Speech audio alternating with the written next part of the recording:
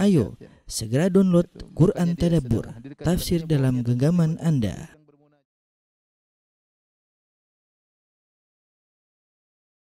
Bismillahirrahmanirrahim. Assalamualaikum warahmatullahi wabarakatuh. Alhamdulillahi ala ihsanih wa syukru lahu ala taufiqihi wa amtinanih wa asyhadu an la ilaha illallah wahdahu la syarika lahu ta'ziman li sya'nih wa asyhadu anna Muhammadan abduhu wa rasuluhu da'ila ridwanih. Allahumma salli alaihi wa ala alihi wa ashabi wa ikhwani. Para ikhwan dan akhwat, bapak dan ibu yang dirahmati oleh Allah Subhanahu wa taala, kita lanjutkan pembahasan kita dari tafsir juz amma, dan insyaallah pada kesempatan bahagia ini kita akan bahas tafsir surat Al-Falaq dan surat An-Nas, ya. Surat ke-113 dan surat 114 yang terakhir yaitu An-Nas, ya.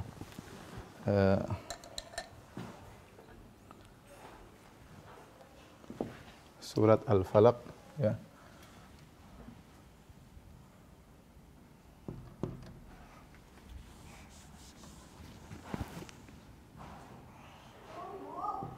Al-Falaq dan An-Nas.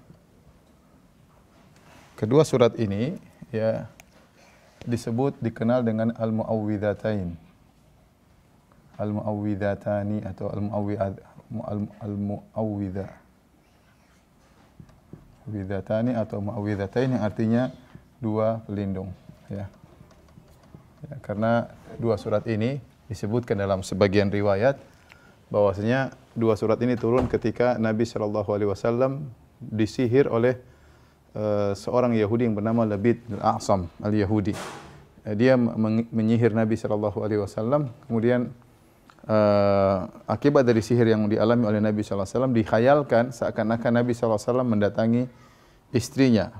Ternyata Nabi tidak mendatangi istrinya, ya. Ini disebut oleh sebagian ahli tafsir adalah sebab turunnya kedua surat ini, sehingga akhirnya Allah mengirim malaikat untuk meruqyah Nabi sallallahu alaihi wasallam, malaikat Jibril.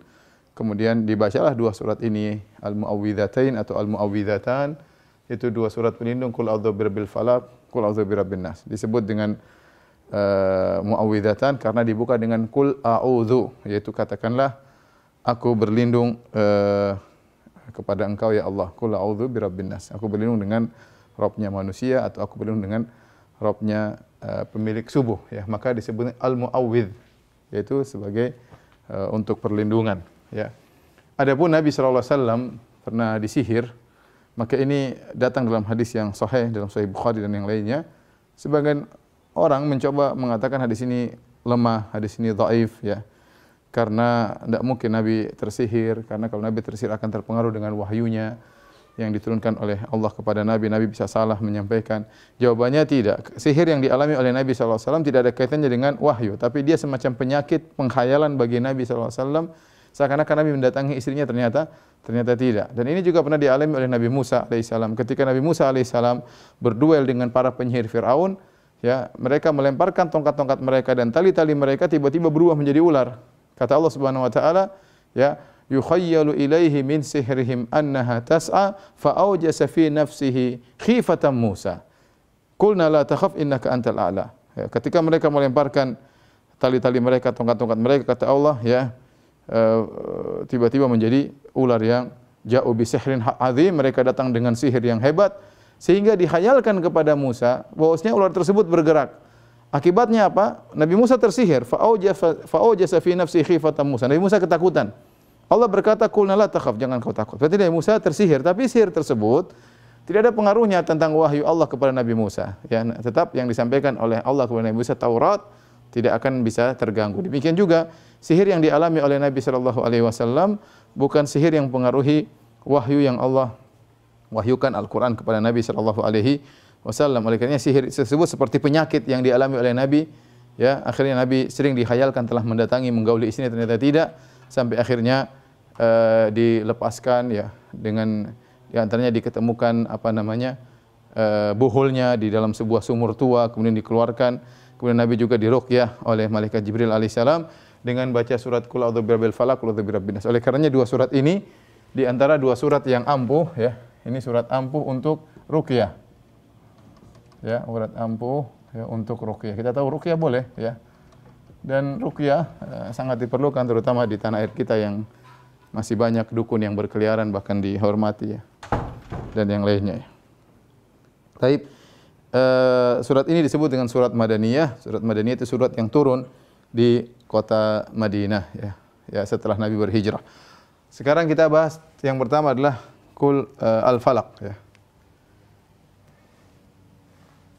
Taib, Al-Falaq, Allah Subhanahu wa taala berfirman, Qul a'udzu birabbil falaq min syarri ma khalaq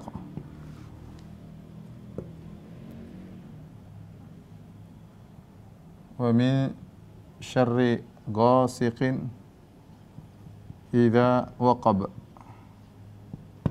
wa min syarri naffatsati fil 'uqad wa min syarri hasad. Kita mulai dulu sini. Kata Allah, Qul a'udzu birabbil falaq. Katakanlah aku berlindung kepada pemilik al-falaq. Katakanlah wahai Muhammad, wahai Muhammad atau wahai Nabi, a'udzu birabbil falaq. Aku berlindung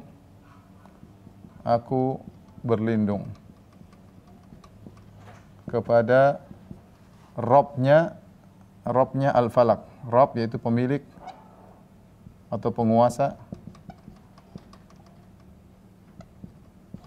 al-falaq. Al-falaq ini ada khilaf, namun banyak ulama yang menafsirkannya dengan subuh, ya, pemilik subuh, yang menguasai subuh.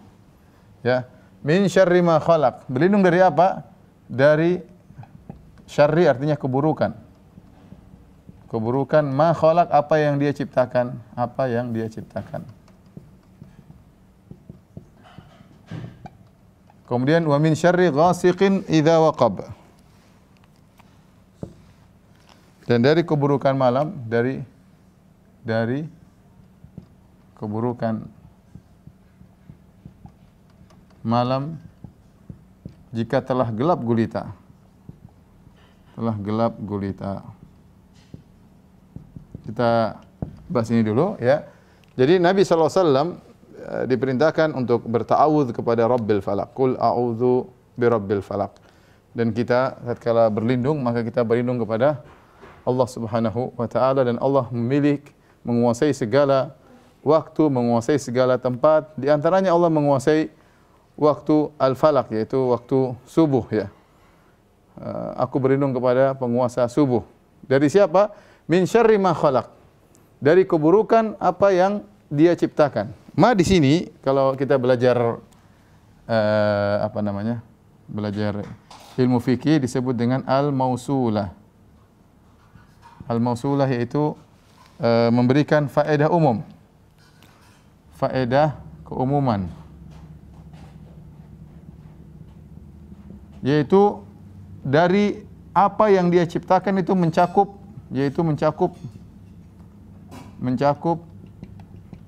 seluruh ciptaan Allah ya yang membawa keburukan. Ya, ada ciptaan Allah yang memang bawa keburukan saja seperti iblis, dan ada ciptaan Allah ya. Ciptaan Allah ada dua ya. Ada yang hanya membawa keburukan,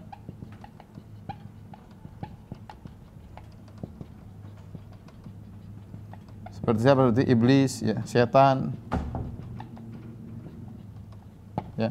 Ada yang ya atau dominasinya keburukan, penjahat, perampok dan yang lainnya. Ada yang terkadang membawa keburukan.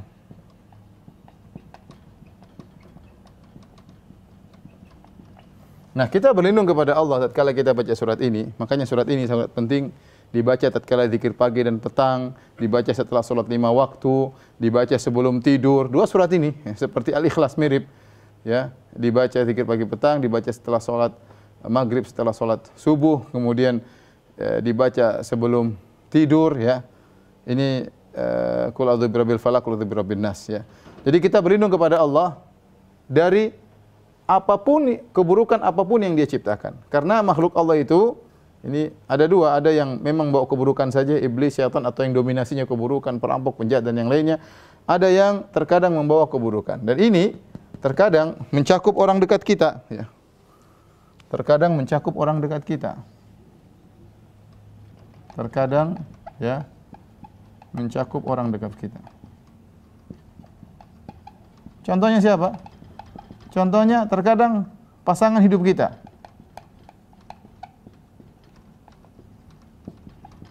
Terkadang anak-anak kita. Kata Allah Subhanahu wa taala, "Innama amwalukum wa auladukum fitnah." Sungguhnya anak-anak kalian, harta kalian fitnah. Terkadang anak-anak jadi fitnah. Sumber keburukan. Keburukan bagaimana? Menjadikan seorang saking cintanya kepada anaknya, akhirnya dia mungkin lalai beribadah, atau karena saking sayang kepada anaknya, terkadang dia harus melakukan yang haram, mencari nafkah dengan cara yang haram demi menyenangkan anaknya dan yang lainnya. Ya, terkadang istri kita, ya, "Inna min azwajikum wa auladikum aduwwan lakum fahdharuhum." Kata Allah, wahai orang beriman, sungguhnya di antara istri-istri kalian dan anak-anak kalian adalah musuh bagi kalian, maka waspada. Kenapa istri jadi musuh? Disebutkan dalam sebab turunnya ada seorang yang ingin berhijrah tetapi ditahan-tahan oleh istrinya. Saking dia cinta sama istrinya, dia tidak jadi berhijrah. Allah menganggap itulah musuh yang menghalangi seorang, keburukan, mendatangkan keburukan. Oleh karena kalau kita berdoa dengan doa ini, ya, terkadang kalau istri kita memiliki keburukan atau suami kita memiliki keburukan, kita berharap kita dilindungi oleh Allah Subhanahu wa taala. Karena orang baik terkadang dia punya potensi melakukan keburukan. Bahkan terkadang orang dekat kita, terkadang keluarga kita sendiri, terkadang istri kita, terkadang suami kita, ya. Ya. Betapa banyak saya sering sampaikan lelaki yang akhirnya menjadi pelit, ya, gara-gara istrinya yang mengajari pelit. Betapa banyak suami yang akhirnya durhaka kepada orang tuanya, yang ngajari adalah istrinya. Sebaliknya, ada sebagian orang lelaki yang menjadi sangat dermawan karena istrinya, dan ada sebagian lelaki yang sangat berbakti kepada orang tuanya karena istrinya. Jadi, kita berlindung dari keburukan apa yang Allah ciptakan, ya. Baik orang terdekat maupun yang jauh, dan sekarang banyak keburukan, ya. Banyak keburukan, kita berlindung. Ya, umum. Kemudian min syarri ghasiqin idza waqab, dan dari keburukan malam ketika telah gelap gulita. Kenapa disebut secara khusus malam?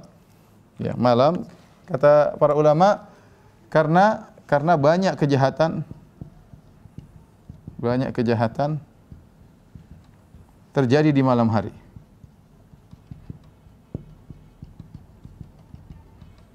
Ya, banyak, ya. Banyak sihir, perampokan, ya, banyak, ya.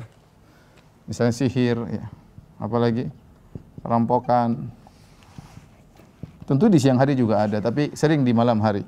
Kemudian apa? Perzinahan, ya, dugem, ya, ya, dan lain-lain, ya. Narkoba dan lain-lain, kebanyakannya di malam hari, ya. Taib. Setelah itu, ya, oleh karenanya dikhususkan penyebutannya karena banyak kejadian terjadi di malam hari. Setelah itu Allah berfirman,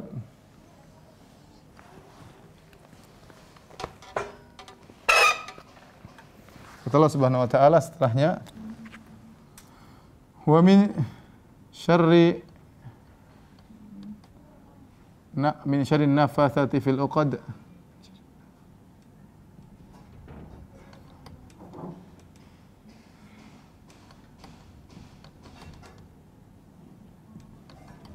wa min syarri hasidin idza hasad.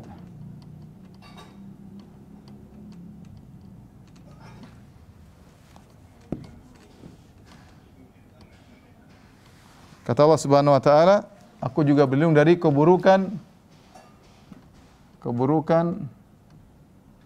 para wanita peniup di buhul-buhul untuk sihir, dan dari keburukan orang yang hasad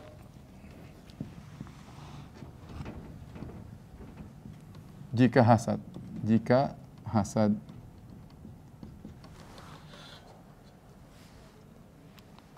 Taib ini perhatikan, di antara isi daripada surat Al-Falaq yaitu kita berlindung dari para wanita peniup. Maksudnya apa? Ini adalah nenek-nenek sihir, ya. Nenek sihir. Ya, bukan berarti tidak ada kakek sihir juga banyak, ya. Tapi maksud saya, kenapa disebutkan khusus para wanita? Ada dua sebab. Para wanita, kata para ulama zaman itu, kenapa wanita? Ada dua sebab. Ada yang mengatakan yang pertama zaman tersebut para penyihir banyaknya wanita.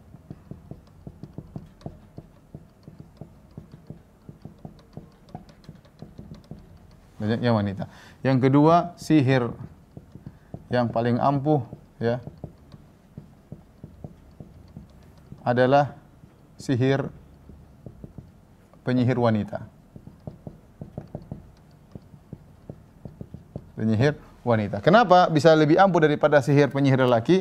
Karena sebenarnya mengatakan wanita kalau sudah jengkel kepada sesuatu, kejengkelan hatinya sangat mendalam. Dia lebih baper daripada laki-laki. Sehingga tatkala dia berinteraksi dengan syaitan, benar-benar jiwa jahatnya sangat keluar luar biasa. Ya, tidak seperti penyihir laki. Dua-duanya buruk, dua-duanya kafir, tetapi sihir wanita ya lebih parah, mungkin dia lebih telaten, kemudian dia lebih buruk jiwanya tatkala dia sedang marah, sehingga keampuhan sihir wanita lebih parah daripada sihir lelaki yang sedang meniup di buhul-buhul. Oleh karenanya banyak sihir adalah dengan buhul. Makanya seperti bagaimana saya sebutkan tadi kisah Nabi SAW ketika tersihir, maka Nabi diberitahu tentang lokasi buhulnya, yaitu ditanam di sebuah batu di dalam sumur yang tua, maka dikeluarkan buhul tersebut. Ya, jika seorang bisa menemukan buhul sihir, maka ini sangat membantu untuk menghilangkan sihir. Kemudian doa tersebut diantaranya wa min syarri hasidin idza hasad, dan dari keburukan orang yang hasad ketika sedang hasad. Ya. Kenapa hasad disebutkan secara khusus? Bukankah keburukan banyak, keburukan pencuri, keburukan pembunuhan, keburukan perampok? Kenapa disebut dengan hasad? Karena ini penyakit sangat berbahaya, hasad ini, dan terkadang dia datang dari orang yang dekat dengan kita, dari orang yang seharusnya kita harapkan kebaikannya, malah hasad kepada kita. Terkadang hasad dari keluarga sendiri, terkadang hasad dari teman sendiri, terkadang hasad dari rekan kerja. Terkadang hasad dari atasan, terkadang hasad dari bawahan. Ya. Hasad ini penyakit yang banyak menimpa banyak orang. Hasad. Maka perlu kita doa khusus untuk berlindung daripada penyakit hasad. Hasad ini adalah dosa yang pertama di dunia dan dosa yang pertama di akhirat. Dialah dosa pertama di langit, dosa pertama bukan di akhirat, pertama di langit, dan dosa pertama di dunia.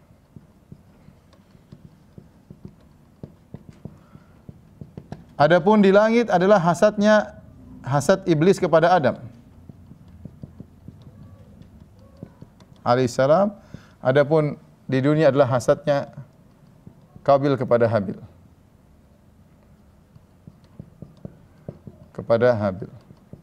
Atau anak-anak Adam. Nama-namanya belum tentu Qabil dan Habil, tapi antara dua anak Adam yang saling hasad. Adapun dosa pertama, hasadnya iblis kepada Adam. Ini sudah kita jelaskan dalam kisah Nabi Adam alaihissalam dalam ceramah yang panjang. Intinya iblis dahulu, pendapat mayoritas ulama, dia adalah jin yang baik, jin yang soleh, yang punya ilmu. Sampai-sampai saking solehnya iblis, saking punya ilmu, dia sering gaulnya sama level malaikat, sehingga dia sering sama malaikat, ya, iblis. Tiba-tiba Allah Subhanahu wa taala ciptakan Adam, pendatang baru yang Allah berikan kemuliaan. Di antaranya Allah ajarkan dia wa 'allama Adam al-asma'a kullah. Allah memberikan dia ajaran tentang nama-nama seluruh benda. Kemudian Allah menciptakan dia dengan dua tangan Allah Subhanahu wa taala. Kemudian Allah menyuruh malaikat dan iblis sujud kepada Adam. Tiba-tiba Allah muliakan Adam. Ya. Dan ini tidak bisa diterima oleh iblis. Iblis jengkel, kenapa ada pendatang baru kemudian mulia, bahkan kita disuruh sujud kepada Adam. Maka dia pun disuruh sujud oleh Allah kepada Adam. Dia protes, dia mengatakan ana khairun minhu, aku lebih baik daripada dia. Khalaqtani min nar wa khalaqtahu min tin. Kau ciptakan aku dari api, kau ciptakan dia dari tanah. Sehingga dosa pertama di langit gara-gara hasad. Dosa pertama di dunia adalah Qabil dan Habil. Kata Allah Subhanahu wa taala, "Watlu 'alaihim naba abnai Adam bil haqqi id qarraba qurbanan fatuqabbala min ahadihim wa lam yataqabbal min akhar qala la aqtulannak." Dan ceritakanlah kepada mereka tentang kisah dua anak Adam. Sama-sama memberikan korban kepada Allah dan diterima dari salah satu dan Allah tidak terima dari yang lainnya. Yang lainnya ketika tidak diterima korbannya dia hasad. Dia mengatakan la aqtulannak, aku akan bunuh engkau. Perhatikan sini. Ini kalau kita lihat hasad antara anak Adam. Ini hasad antara antara kakak dan adik. dan adik. Kemudian yang berujung pada pembunuhan. Pada pembunuhan. Dan ini bahayanya hasad. Hasad ini mengantarkan kepada musibah-musibah yang lain. Contoh lagi, hasad apa? Hasadnya saudara-saudara Yusuf alaihissalam, kakak-kakaknya Yusuf, ya, mengantarkan kepada Yusuf, mengantarkan membuang Yusuf. Jadi maksud saya ketika bicara hasad ini terkadang bukan berbicara tentang orang kita dihasati orang jauh, terkadang sama orang dekat, sama kakak sendiri, adik sendiri bisa timbul hasad, apalagi orang lain yang tidak punya hubungan darah dengan kita. Ya, bahkan saya pernah ketemu orang datang kepada saya, Ustadz, dia cerita tentang kakaknya atau adiknya, atau istrinya, istri saya disihir oleh adiknya atau kakaknya. Saya bilang, adiknya benar, iya Ustadz, adiknya sihir dia. Padahal adiknya lulusan pondok. Adiknya tahu nggak yang sihir dia, sihir itu syirik? Tahu Ustadz. Subhanallah, saking hasadnya, adiknya nekat menyihir kakaknya sendiri, padahal adik kakak. Padahal sudah tahu sihir itu syirik, tapi hasad membuat dia lupa diri, membutakan matanya. Lihat bagaimana kakak akhirnya membunuh adiknya, anak-anak Adam. Bagaimana saudara Yusuf ketika hasad kepada Yusuf akhirnya dilemparkan dalam sumur, dijual jadi budak. Ini semua gara-gara hasad. Maka Allah alam, inilah kenapa Allah menyebutkan secara khusus penyakit ini. Dan penyakit ini sering menimpa manusia, ya. Kita berlindung dari hasadnya orang hasad, dan kita berlindung jangan sampai kita hasad sama orang, ya. Karena hasad terkadang ada orang hasad kepada kita, terkadang kita hasad sama orang.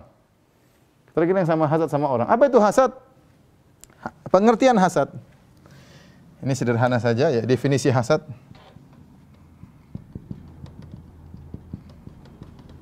Dijelaskan oleh Ibnu Taimiyah rahimahullahu taala. Artinya adalah karahatun ni'mah 'alal ghair. Sederhana, yaitu benci, tidak suka kalau orang lain dapat kenikmatan atau kebaikan. Inilah disebut dengan hasad. Sederhana. Kita melihat ada orang ternyata lebih pintar dari kita, kita enggak suka, berarti kita hasad sama dia. Kita lihat orang lebih tampan dari kita, kita hasad, kita enggak suka, berarti kita mau dia juga jelek, ya misalnya, berarti kita sama dia. Seorang wanita tiba-tiba sedih. Kenapa kamu sedih? Tadi ada pegawai baru lebih cantik dari saya. Sedih. Ya, kenapa? Hasad kepada yang lebih cantik daripada dia, maka itu namanya hasad. Lebih parah daripada ini, berharap nikmat tersebut hilang. Sekedar benci saja, sekedar benci, tidak suka orang dapat kenikmatan, itu hasad. Apalagi kemudian berharap nikmat orang tersebut hilang dari dia.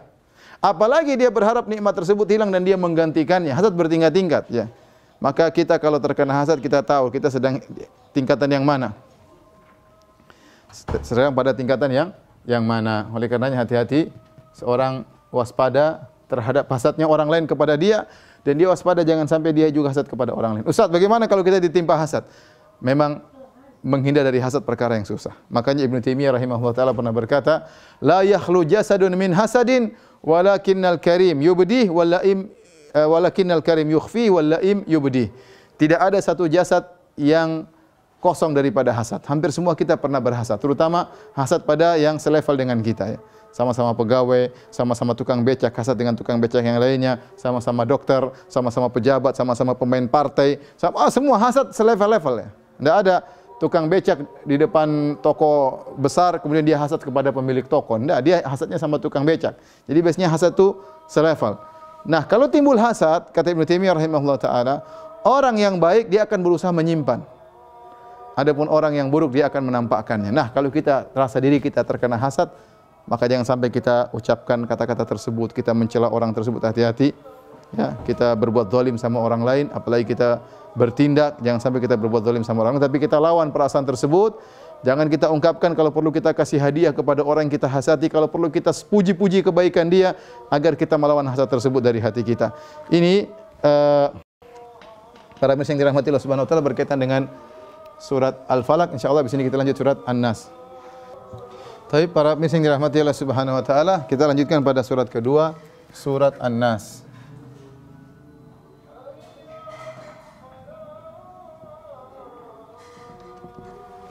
An-nas artinya adalah manusia.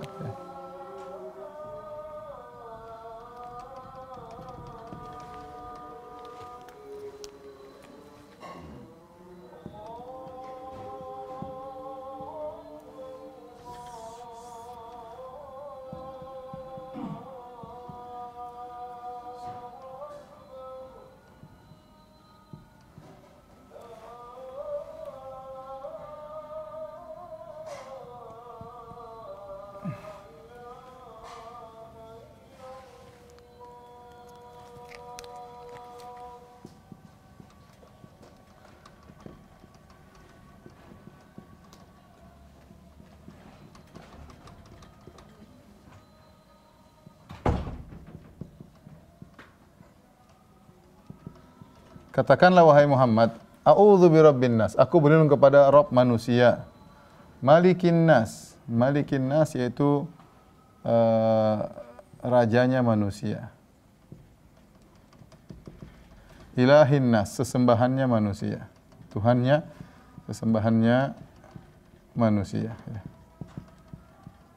Di sini Nabi diperintahkan untuk berdoa, demikian juga bertawassul dengan nama-nama Allah Subhanahu wa taala. Di antara nama Allah adalah Rabb. Aku berlindung ya pada Rabb manusia. Rabb artinya pengatur. Rabb ya artinya ya penguasa. Kemudian pengatur, pengurus ya. Seperti tarbiyah ya. Pengurus manusia. Yang ngurusi manusia seluruhnya adalah Allah Subhanahu wa ta'ala ya. Malikin nas, raja manusia. Dialah Allah Subhanahu wa ta'ala, raja yang sesungguhnya. Adapun raja-raja yang ada sekarang, penguasa-penguasa sekarang hanyalah raja sementara. Kemudian terkadang mereka tidak menjadi raja selamanya, terkadang diganti penguasa, datang penguasa yang lain. Terkadang terjadi pemberontakan, terkadang macam-macam. Raja yang sesungguhnya raja manusia adalah Allah Subhanahu wa ta'ala. Oleh karenanya pada hari kiamat kelak Allah akan berkata, Anal Malik, Anad Dayyan. Aku adalah Maharaja dan aku adalah Maha pemberi pembalasan. Aina mulukul ard, mana raja-raja dunia? Enggak ada yang berani nongol, semua takut. Ya, raja-raja dunia pada akhirat tidak ada yang berani nongol, semua takut kepada Allah Subhanahu wa taala. Kemudian ilahin nas, sesembahannya manusia, tidak ada yang berhak disembah kecuali manusia. Sudah kita bahas kemarin bahwasanya hanya Allah yang penguasa manusia, raja manusia, dialah yang berhak untuk disembah. Adapun menyembah makhluk seperti kita, menyembah hewan apalagi menyembah jin, menyembah yang lainnya, ini semua adalah kesyirikan. Kemudian kata Allah Subhanahu wa taala, qul bi rabbin nas malikin nas ilahin nas min syarril waswasil khannas. Min syarril waswasil khannas.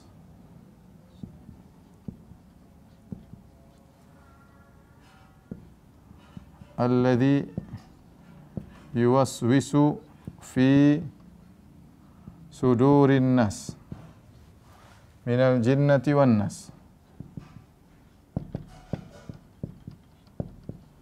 Baik, Allah SWT berfirman, dari keburukan, syar artinya keburukan, al-wiswas yang suka berwas-was, yang suka memberi was-was. Memberi was-was itu bisikan-bisikan. Kurang bisikan-bisikan. Khannas yaitu roja, datang dan pergi, yang suka kembali. Khannas artinya yang suka kembali. Alladhi yang yuwaswisu fi sudurin nas, yang membisik-bisik di dada-dada manusia. Dari jin dan manusia, dari jin dan manusia. Baik, perhatikan di sini. Setelah berdoa dengan bertawassul, ya Allah, aku berlindung kepada Rabb manusia, rajanya manusia, sesembahan manusia. Dari apa berlindung? Min syarril waswasil khannas. Waswasil khannas ini syaitan ya. Syaitan yang suka memberi waswas, dan khannas artinya suka kembali. Apa maksudnya suka kembali? Dia tidak pernah putus asa, yaitu syaitan tidak putus asa. Syaitan selalu kembali. Syaitan datang dan pergi. dan pergi, ya. Selalu kembali, ya. Tidak pernah lelah, tidak pernah putus asa, tidak pernah, ya, tidak pernah putus asa, selalu, ya. Bolak-balik, bolak-balik. Oleh karenanya, contoh dalam satu hadis kata Nabi SAW, jika dikumandangkan azan, maka setan akan kabur. Walahu dhurat, sambil kabur, sambil terkentut-kentut dengan suara kentut yang besar agar dia tidak mendengar azan. Setelah azan selesai, dia balik lagi menggoda. Begitu diukumatkan salat, ya. Allahu Akbar, syahadu an la ilaha illallah, syahadu anna Muhammadar Rasulullah, kabur lagi, dia enggak kuat dengar azan. Setelah qomat selesai, dia balik lagi. Apa yang dia lakukan? Maka dia datang kepada orang-orang yang sedang salat. Kemudian dia mengatakan uzkur kadza, uzkur kadza, uzkur kadza. Ingat ini, ingat itu, ingat ini. Orang yang sedang salat tidak mau dibiarkan, dibuat terganggu pikiran kemana-mana tentang dunia, tentang pekerjaan, tentang istri, tentang anak-anak, tentang utang piutang, barang hilang tiba-tiba ingat dalam salat. Kenapa? Dia kembali dan dia bisik-bisik. Orang tadi barang lupa taruh di mana? Tahu-tahu Allahu Akbar. Barangmu di sana, barang jadi ingat. Ketemu barang hilang tatkala sedang apa? Sedang salat, ya. Baru ingat, oh iya tadi saya belum tanda tangan. Ingatnya kapan? Tatkala salat. Oh iya saya belum nagih utang si fulan. Kapan ingatnya? Tatkala sedang salat. Dia pergi dan untuk kembali, bukan pergi selama-lamanya syaitan. Dia pergi untuk kembali. Maka disebut dengan al-khannas, yaitu pergi dan kembali. Ini bahayanya sifatnya syaitan. Kemudian perhatikan, dia sering memberi bisikan-bisikan. Syaitan tatkala menggoda, perhatikan sini. Dimulai dengan bisikan-bisikan. Kata Ibnu Qayyim rahimahullah ta'ala, godaan syaitan. Godaan syaitan dimulai dengan bisikan-bisikan. Pertama, bisikan-bisikan. Bisikan-bisikan. Tadinya manusia tidak berpikir apapun, misalnya tentang maksiat. Dia ingin menjelaskan, menjerumuskan dalam maksiat. Caranya gimana? Dia bisik-bisikan tentang maksiat. Tadinya tidak kepikiran, datang setan ngajarin. Ini lezat, ini nikmat, ini maksiat. Mulai dia berpikir. Manusia terbawa tanpa sengaja, setan mulai mikir. Ya, sampai akhirnya dari bisikan-bisikan tersebut muncul yang kedua namanya iradah, kehendak. Tiba-tiba terbetik hatinya manusia setelah dibisik-bisik oleh setan, berkehendak. Itu awalnya maksiat, ya. Bagaimana orang terjerumus dalam zina? Bisikin dulu, ya, tentang ini, kecantikan dan yang lainnya. Kehendak, pengen lihat. Ketika sudah berkehendak, setan terus membisik-bisik, menghiasi. Setan menghiasi, ya, menghiasi kemaksiatan. Ya. Di antara cara menghiasi kemaksiatan apa? Menggambarkan tentang kelezatannya. Menggambarkan tentang kelezatannya. Dengan berlebih-lebihan,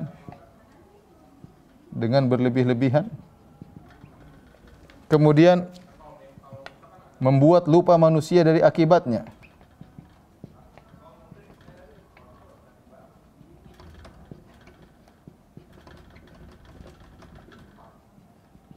Ini kerjaan syaitan.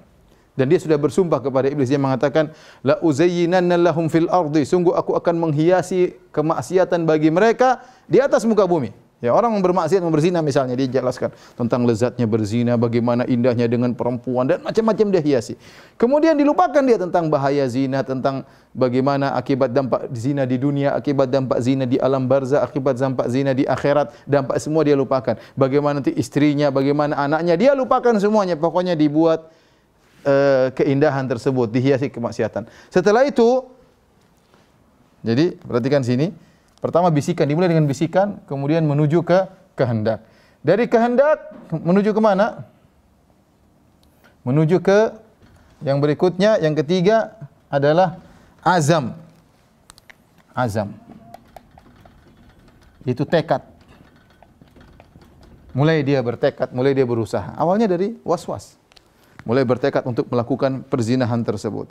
Ketika dia sudah mulai bertekad, maka setan-setan yang lain semua datang. Kata Allah Subhanahu wa taala, "Alam taro anna arsalna syayatina 'alal kafirina ta'uzzuhum azza." Tidakkah kau lihat bagaimana kami kirim setan-setan kepada orang-orang kafir yang menolak mereka, mendorong mereka, Dan ini berlaku juga bagi para pelaku maksiat. Setan datang membuat mereka gelisah kalau tidak melakukan maksiat. Gelisah. Sebagian orang terjumus dalam kekufuran kalau tidak menyembah berhala dia gelisah. Kalau tidak pergi melakukan kesyirikan dia gelisah. Ya. Kalau dia tidak pasang jampi-jampi dia gelisah. Setan bikin gelisah. Jadi bisikan, kehendak dihias-hias jadi azam. Setelah menjadi tekad jadi gelisah. Kalau tidak melakukan kemaksiatan jadi gelisah. Karena setan-setan sudah datang, mulai menggoda, menyiapkan segala prasarana yang mungkin dia bisa lakukan. Ya, mungkin mulai setan-setan menggoda wanita untuk menjerumuskan dia, subhanallah, azam, tekad, sampai akhirnya bertindak. Ya, akhirnya apa yang terakhir? Terjerumus. Terjerumus. Sebagian orang terjerumus dalam perzinahan. Akhirnya, ya, apa yang dia dapatkan? Kelezatan cuma sesaat, berzina dengan seorang wanita, dampaknya buruk, rumah tangganya hancur, anak-anaknya berantakan, kelezatan tersebut tidak selamanya, kebahagiaan dicabut dari Allah Subhanahu wa taala, belum musibah di alam barzakh, belum musibah di akhirat, dan itu yang dikehendaki oleh syaitan. Dimulai dari apa? Para pemirsa yang dirahmati oleh Subhanahu wa taala, dari bisikan-bisikan. Ini hati-hati. Makanya kalau kita sudah mulai rasakan ada bisikan-bisikan, langsung qul a'udzu birabbin nas, malikin nas, ilahin nas, min syarril waswasil khannas, alladzi yuwaswisu fi sudurin nas, minal jinnati wan nas. Taib. Apa maksudnya minal jinnati wan nas? Itu maksudnya apa? Dari golongan manusia dan jin. Ada dua pendapat di kalangan para ahli tafsir. Ya, ada maksudnya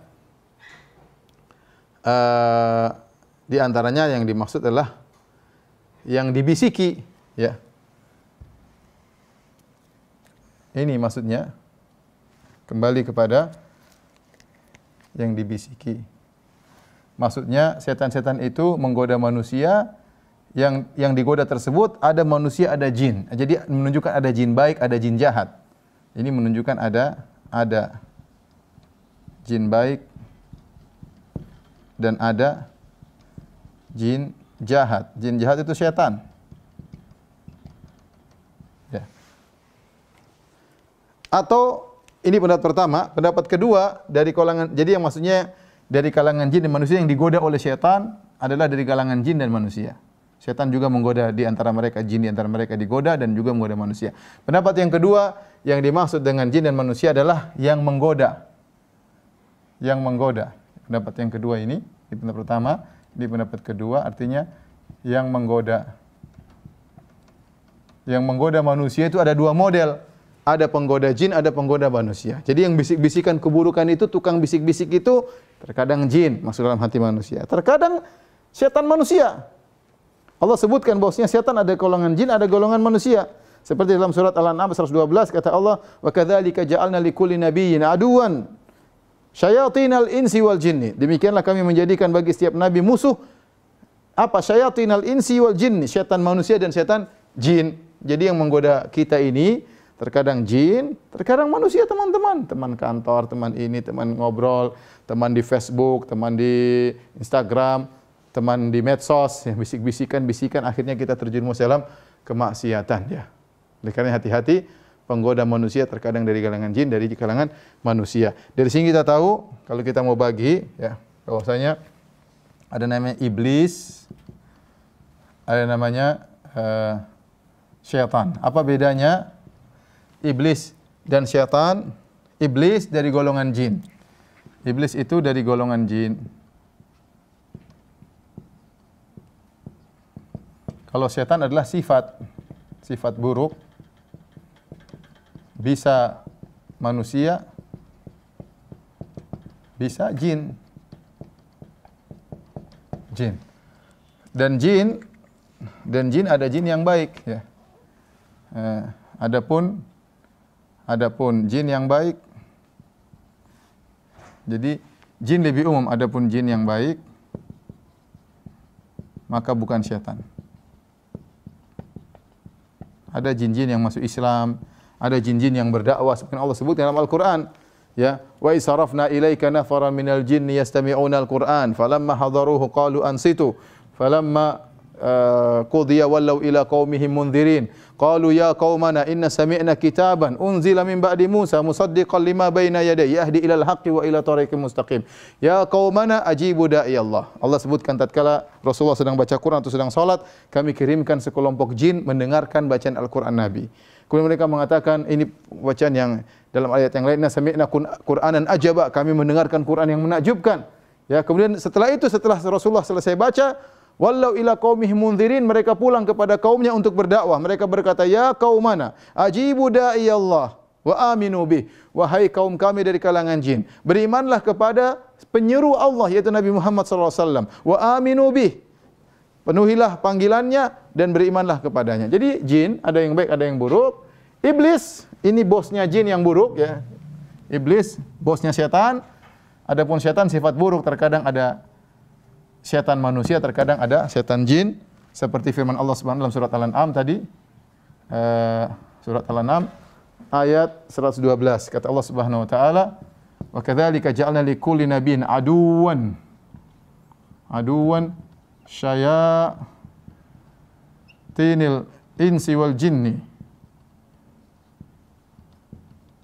Demikianlah kami menjadikan bagi setiap nabi musuh berupa syayatinil insi wal jin, syaitan jin dan syaitan manusia. Baik, demikian saja para pemirsa yang dirahmati Allah Subhanahu wa taala, sedikit yang bisa kita sampaikan tafsir singkat dari surat Al-Falaq dan An-Nas. Demikian saja, semoga teman-teman selalu semangat menuntut ilmu ya, karena ini bekal buat kita di dunia dan di akhirat, dan semoga kita sama-sama bisa istiqamah. Demikian, wabillahi taufik. Assalamualaikum warahmatullahi wabarakatuh.